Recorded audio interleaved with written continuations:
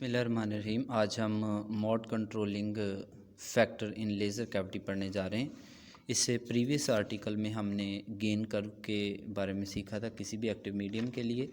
इसके अलावा हमने allowed frequencies inside the cavity region, ये भी हमने इसके बारे में भी हमने बात की थी, और स्टैंडिंग वेव के बारे में भी कॉन्सेप्ट पढ़ा था।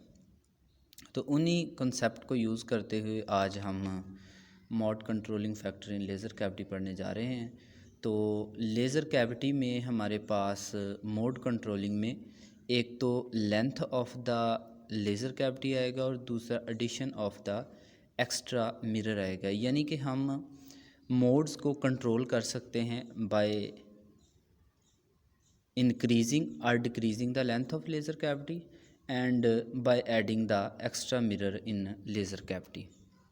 तो फर्स्ट ऑफ ऑल हमने देखना है length of the laser cavity के किस तरह हम लेंथ को इंक्रीज़ या डिक्रीज़ करते हैं और किस तरह पावर के ऊपर फ़र्क पड़ता है, और इसी तरह मोड्स के ऊपर भी फ़र्क पड़ेगा, लॉन्गिट्यूडनल मोड्स के ऊपर कितना डिफरेंस आएगा, ये हम चीज़ें देखते हैं। तो सबसे पहले एक बेसिक फार्मूला जो कि हमने डिस्कस किया था प्रीवियस आर्टिकल में, which is L is equal to C over del nu. C is the speed of light or radiations, del nu is the frequency change। जिस तरह हमने पिछले आर्टिकल में ये बात की थी कि हमारे पास एक कैविटी है जिसके अंदर दो मिरर लगे हुए हैं, और जैसे वो मिरर के दरमियान में कोई भी वेव मूव करती है तो ज़ाहिर है उसकी डायरेक्शन तो चेंज होनी है। कि अगर एक मिसाल हमारे पास ये एक मिरर है और दूसरा मिरर ये है, अब यहाँ से एक बीम रिफ्लेक्ट होने के बाद इस तरफ मूव की और यहाँ पर आकर इसके साथ टकरा गई, और इसी तरह यहाँ से फिर एक बीम वापस चली जाएगी। यानी कि ज़ाहिर है एक बीम तो यहाँ पे होगी नहीं, फोटॉन्स की एक बीम तो होगी नहीं, 2 3 4 n नंबर तक ये बीम्स जा सकती हैं। और इसी तरह जब ये बीम्स एक दूसरे के ऑपोजिट मूव करती हैं तो ये एक दूसरे के ऊपर कंस्ट्रक्टिव इंटरफेरेंस हो रहा होता है, तो ये एक दूसरे के असल को ज़ाहिर करती हैं। तो इसी तरह यहाँ पर एक स्टैंडिंग वेव क्रिएट हो जाती है जिसके ये नोड्स बन जाते हैं और एंटी नोड इसी तरह ये बन जाते हैं। अब यहाँ पर L लेंथ ऑफ कैविटी है, C स्पीड ऑफ रेडिएशंस है और डेल न्यू फ्रीक्वेंसी में चेंज है। अब हमने बात करनी है कि अगर distance between adjacent longitudinal modes become half then the length of cavity is made double. यानी कि हमारे पास अगर लॉन्गिट्यूडनल मोड्स के दरमियान में डिफरेंस जो है, दोनों के दरमियान डिस्टेंस जो है वो हाफ रह जाता है, तो फिर हमें लेज़र कैविटी की लेंथ को डबल करना पड़ेगा। यानी कि L की वैल्यू को हमें डबल करना पड़ेगा, तब कहीं जाकर ये हाफ इन मोड्स के दरमियान में डिफरेंस रह जाएगा। यहाँ पर ये हमारे पास ये दो पॉइंट्स, ये हमारे पास कैविटी लॉन्गिट्यूडनल मोड्स हैं। अब यहाँ पर इस बात का मतलब ये है कि अगर हम चाहते हैं कि ये हाफ इनके दरमियान में डिफरेंस रह जाए, डिस्टेंस इनका हाफ हो जाए, ये दोनों एक दूसरे के करीब आ जाएं, तो फिर हमें क्या करना पड़ेगा, हमें लेज़र कैविटी की जो उन लेंथ है उसको इंक्रीज़ करना पड़ेगा। यानी कि लेज़र कैविटी की लेंथ को डबल करने से इनके दरमियान में डिफरेंस जो है वो हाफ रह जाता है। ये इक्वेशन हमें ये मेंशन करवा रही है। इसके अलावा इसी तरह हम बात करते हैं कि number of longitudinal modes under the gain curve. इस गेन कर्व के अंदर जितने भी नंबर ऑफ़ लॉन्गिट्यूडनल मोड्स आएंगे, अब उनकी तादाद किस चीज़ के ऊपर डिपेंड कर रही है, उनकी तादाद डिपेंड करेगी दो चीज़ों की रेशो के ऊपर। यानी कि फ़र्स्ट रेशो हमारे पास क्या है, लाइन विड्थ। पहले तो सबसे हमने बात करनी है कि लाइन विड्थ की, एक तो लाइन विड्थ है, दूसरी टर्म हमारे पास है मॉड स्पेसिंग। इन दोनों की रेशो के ऊपर डिपेंड करेगी। ये जितनी भी कर्व्स इस गेन कर्व के नीचे जितने भी कैविटी लॉन्गिट्यूडनल मोड्स आपको नज़र आ रहे हैं, ये डिपेंड करेंगी पहले तो मॉड स्पेसिंग के ऊपर डिपेंड करेगी, और दूसरा लाइन विड्थ के रेशो के साथ ये डिपेंड करती हैं। अब जितनी इनकी रेशियो यानी कि जितनी भी मोड स्पेसिंग की वैल्यू ज़्यादा होगी, ये वाला फैक्टर जितनी भी वैल्यू ज़्यादा होगी उतनी ही यहाँ पर लाइंस हमें ज़्यादा देखने को मिलेंगी। और इसी तरह सॉरी ये लाइंस कम देखने को मिलेगी क्योंकि दोनों के दरमियान में इन्वर्स रिलेशन पाया जाता है। तो आगे हम देखते हैं इसके बेसिक फार्मूला लाइन विड्थ के लिए और मोड स्पेसिंग के लिए कि इनके फार्मूलाज कौन कौन से हैं। तो ये है इन दोनों की आपस में रेशो के number of possible longitudinal mode which is equal to the ratio of the line width and mode spacing. Line width basically ये हमारे पास फ्लोरेसेंस को ज़ाहिर करती है। तो फ्लोरेसेंस सबसे पहले जानना ज़रूरी है कि फ्लोरेसेंस क्या होता है। हमें ये पता है कि जब भी एटम्स अपनी डी एक्साइटेड स्टेट से एक्साइटेड स्टेट की तरफ आते हैं तो फ्लोरेसेंस पैदा करते हैं, मीडियम के अंदर फ्लोरेसेंस पैदा होती है।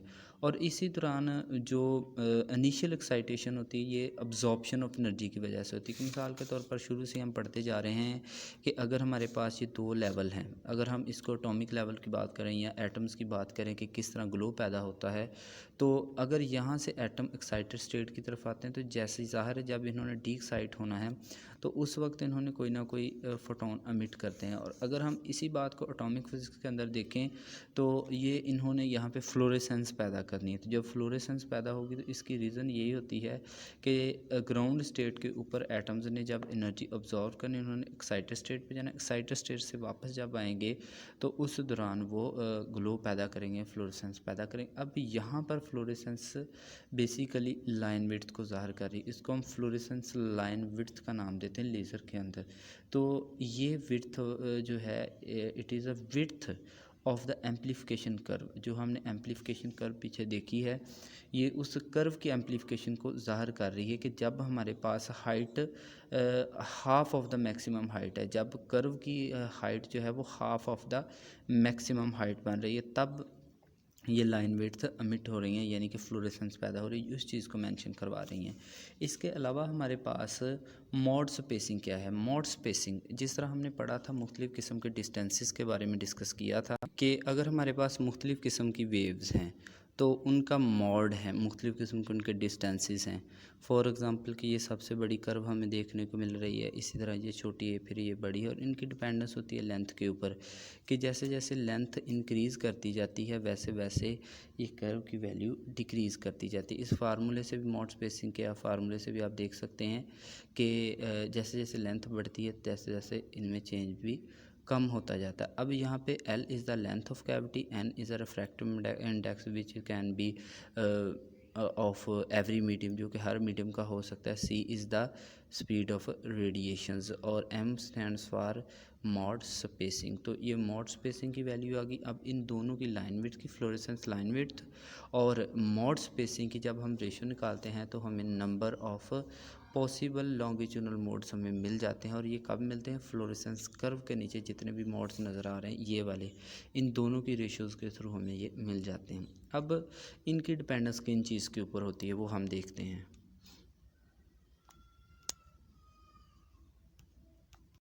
अब ये टर्म क्या ज़ाहिर कर रही है, ये वाली टर्म ये ज़ाहिर कर रही है कि it shows the number of possible laser modes under the fluorescence curve become double. Fluorescence curve के नीचे जितने भी नंबर ऑफ़ मोड्स होंगे उनकी तादाद डबल हो जाएगी। कब ये डबल होगी, when the distance between adjacent longitudinal mode become half. वही चीज़ है कि इन दोनों के दरमियान में इन्वर्स रिलेशन है। जैसे जैसे ये वाली वैल्यू ज़्यादा होती जाएगी नंबर ऑफ़ लॉन्गिट्यूडनल मोड वो ज़्यादा होते जाएंगे, ये कम होगी वैल्यू ये ज़्यादा होगी, दोनों के दरमियान इन्वर्स रिलेशन है। इसके अलावा अगर हम चाहते हैं कि हमें कोई सिंगल मोड लेज़र मिल जाए तो उसके लिए क्या चीज़ ज़रूरी है, उसके लिए single mode laser can be made by reducing the length of cavity. Cavity की लेंथ को हमने जैसे जैसे डिक्रीज़ करते जाना नंबर ऑफ़ मोड्स की तादाद कम होती जाएगी। अब ये तब पॉसिबल होगा when such that the only one longitudinal mode will remains under the fluorescence curve with GL is greater than 1। जब GL की वैल्यू गेन की वैल्यू 1 से ग्रेटर होगी तो तब ये फिर पॉसिबल होगा। पहली तो बात ये है कि हमने कैविटी की लेंथ को रिड्यूस करना है, जैसे जैसे हम रिड्यूस करते जाएंगे number of possible longitudinal mode will be decreases. जैसे जैसे कैविटी कम करनी है इनकी तादाद भी फिर कम होती जानी है। और इन सच अ वे इसकी बात हम कर रहे हैं। जैसे जैसे इसकी तादाद कम होगी वैसे वैसे इसकी तादाद भी कम होती जाएगी।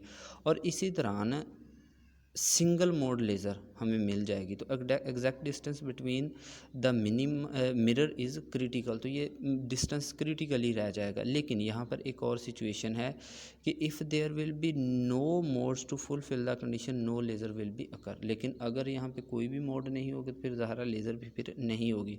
इसका डिसएडवांटेज ये है कि वन मोड तो हमें मिल ही जाएगा। एक मिसाल के तौर पर अगर हमें मिल जाता है तो फिर यहाँ पे पावर में भी डिफरेंस आ जाएगा, पावर फिर इसकी लिमिटेड रह जाएगी। अब हम आगे देखते हैं कि किस तरह एडिशन ऑफ एक्स्ट्रा मिरर होता है। तो हमने क्या करना कि पहले हम बात करते हैं दो मिरर की। जब से भी हमने कैविटी के बारे में पढ़ना शुरू किया है तब से हम जस्ट दो मिरर की बात करते हैं। एक मिरर में हम ये कहते हैं कि दैट इज़ 100% रिफ्लेक्टिंग मिरर, और दूसरे में हम ये बात करते हैं कि वो पार्शली रिफ्लेक्टिंग मिरर होगा। अब यहाँ पर हम ये बात करते हैं कि हम इसमें एक और मिरर का इजाफा कर देते हैं ताकि हमें ये लॉन्गिट्यूडनल मोड की जो लेंथ्स हैं और इसके अलावा उनकी तादाद है, उनके दरम्यान में डिस्टेंस स्पेसिफिकली मिल जाए। तो हम क्या करते हैं कि एक और मिरर का इजाफा कर देते हैं। अब यहाँ पे फिर दो कैविटीज़ बन जाएंगी। अब यहाँ पे देखें कि एक तो लेंथ हमारे पास L1 ये आ गई। अब टोटल यहाँ से लेकर यहाँ तक लेंथ कितनी है, L2 है। तो इस तरह हम किसी भी लेज़र के अंदर लॉन्गिट्यूडनल मोड्स को कंट्रोल कर सकते हैं by addition of the extra mirror. अब यहाँ पर क्या चीज़ है कि दो मिरर अटैच हो गए, एक मिरर 1 है, एक मिरर 2 है, एक मिरर 3 है। 1 is 100% reflecting, 2 is also reflecting and third mirror is partially reflecting mirror है। अब देखें यहाँ पर हमारे पास दो कंडीशंस हैं, एक लेज़र कैविटी L1 बन गई, एक L2 बन गई, और एट अ सेम टाइम ये दोनों होल्ड कर रही होंगी। तो लेंथ L1 ये हमने चूज़ की है कि one longitudinal mode will be under the fluorescence curve of the laser, कि ये हमारे पास ओनली वन लॉन्गिट्यूडनल मोड होगा एक फ्लोरेसेंस कर्व के नीचे। लेकिन फिर लेज़र कैविटी के लिए क्या चीज़ ज़रूरी है कि ये पूरे के पूरे सिस्टम की नीड्स को पूरा करे, fulfil the condition of both cavities, दोनों की कंडीशंस को पूरा कर रहा होगा एट अ सेम टाइम। तो यहाँ पर देखें फिर रेज़ आएंगी, इसके साथ आकर टकराएंगी, फिर इधर वापस फिर टकराएंगी, फिर इधर मुड़ेंगी, ये भी कैविटी होल्ड करेगी, ये भी कैविटी बन जाएगी, दो कैविटी बन जाएगी, क्योंकि यहाँ पर हमारे पास दो लेंथ बन जाएंगी। एक मिरर हमने अटैच कर दी, एक यहाँ पे कैविटी, एक यहाँ पे कैविटी, एक लेंथ ये होगी, एक लेंथ ये हो जाएगी कैविटी की। तो इस दौरान हमें आउटपुट मिलती रहेगी। तो ये था concept for the mode controlling factor in a laser cavity. इसको हम दो वे के साथ कंट्रोल कर सकते हैं, या तो हम लेंथ को इंक्रीज या डिक्रीज़ करें, फिर भी मोड्स ऑफ लॉन्गिट्यूडनल वेव्स ये हमें मिल जाएगा। इसी तरह कोई एक्स्ट्रा मिरर भी अटैच कर दें तो उस दौरान भी हम इनको कंट्रोल कर सकते हैं। तो wish you all the best. If you have any question you can ask. God bless you. Allah हाफिज़।